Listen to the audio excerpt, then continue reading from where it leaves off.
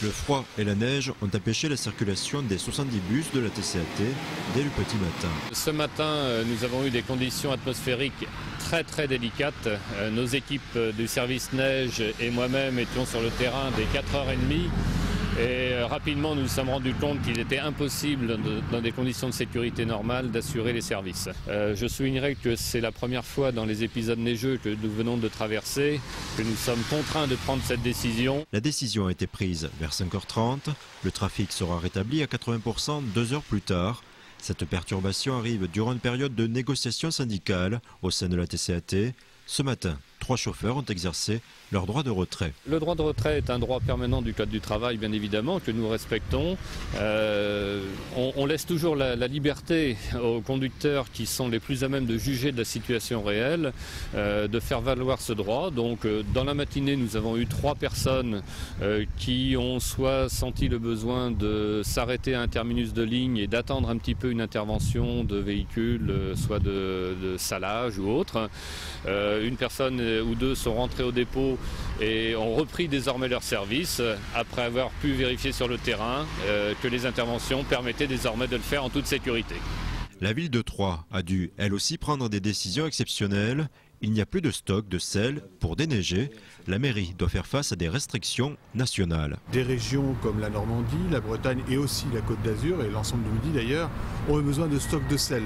Alors qu'au cours des années précédentes, toutes ces régions-là n'avaient pas besoin de sel. Ce qui fait que cette année, il y a une pénurie de sel. Si vous voulez, on est contingenté. Les priorités ce sont les autoroutes, ce sont les axes économiques, ce sont les grands passages.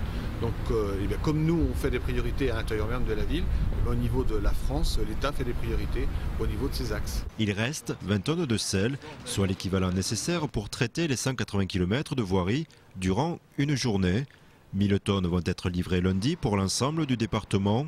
Dans l'attente, les services techniques utilisent du sable, faute de mieux. Les axes secondaires, nous sommes en train de les sabler en quelque sorte avec une petite saleuse. Bon, c'est pas le même effet, on n'a pas le même effet, mais on arrive à donner un peu d'adhérence.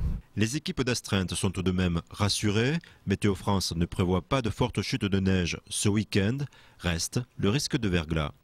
Et autre conséquence de ces quelques flocons qui sont tombés sur le département, l'annulation de la rencontre prévue demain au Stade de l'Aube entre les Stacks et l'équipe de l'Uznac pour la 24e journée du championnat de national. La décision a été prise ce matin, 9h30, par un délégué de la Fédération française de football venu sur place.